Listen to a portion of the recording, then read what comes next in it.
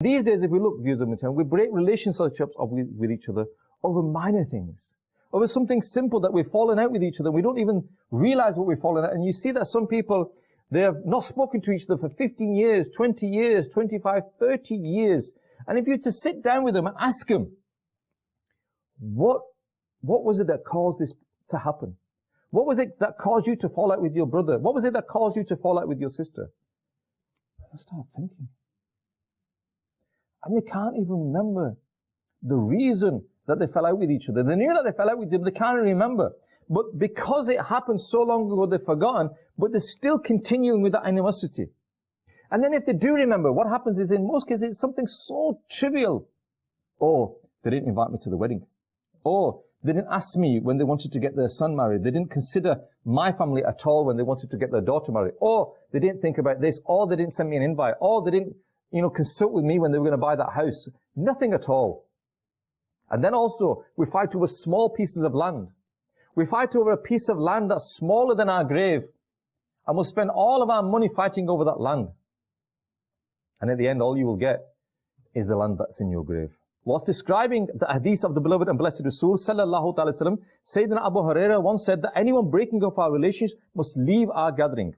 Listening to this, a young man stood up and he went to his paternal aunt, who he had an old disagreement with. And after the aunt and his nephew got reconciled with each other, the aunt asked her nephew to go and ask the reason for it. What was the wisdom behind the announcement made by Sayyidina Abu Hurairah radiyallahu ta'ala?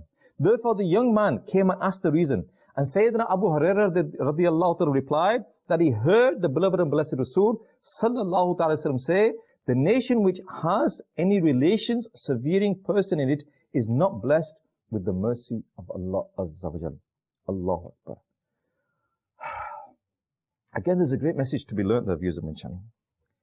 That the people of the past, they were so God-fearing that when they heard something, they made an immediate change in their lives.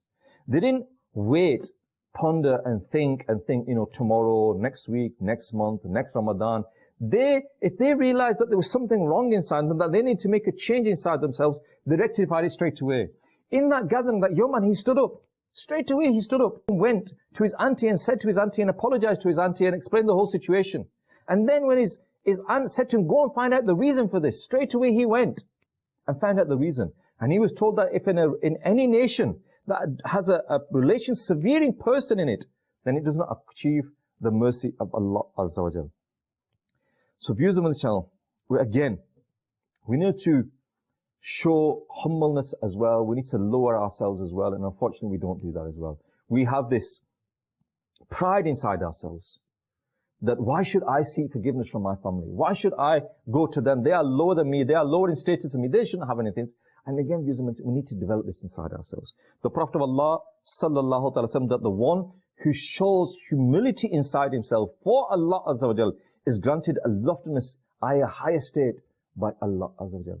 So again, viewers of my channel, don't be stubborn. Don't have this excessive pride inside yourselves.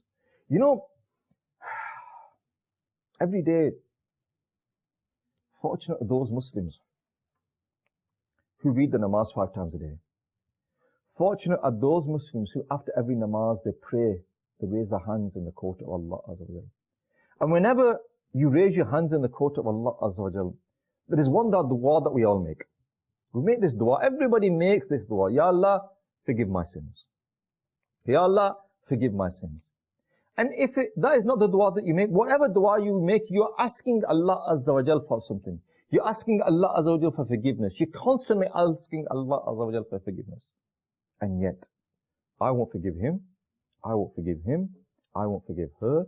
I will not speak to him. I don't want to know him. What is this, views on my channel? Learn to humble yourself and learn to forgive each other as well. We need to adopt this inside us.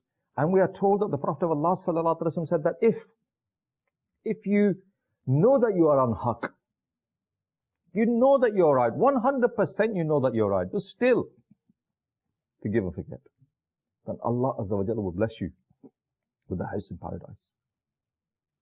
Even though you know you are right, even though that you know that the person is wrong, forgive them, forget it. Doesn't matter. And seek forgiveness. Seek forgiveness from others.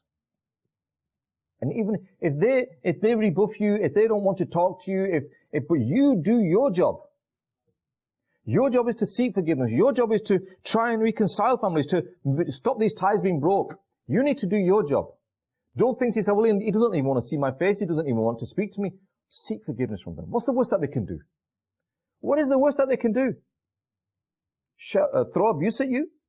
Shout to you, who are you to come to my door? How dare you come to my door and seek forgiveness? How dare you do this? How dare you get out of my sight? I don't want to see you again. Is that what they're going to do? Okay. But for the pleasure of Allah Azza wa Jalla. With sincerity, for the pleasure of Allah Azza wa Jalla, go. Go and seek forgiveness.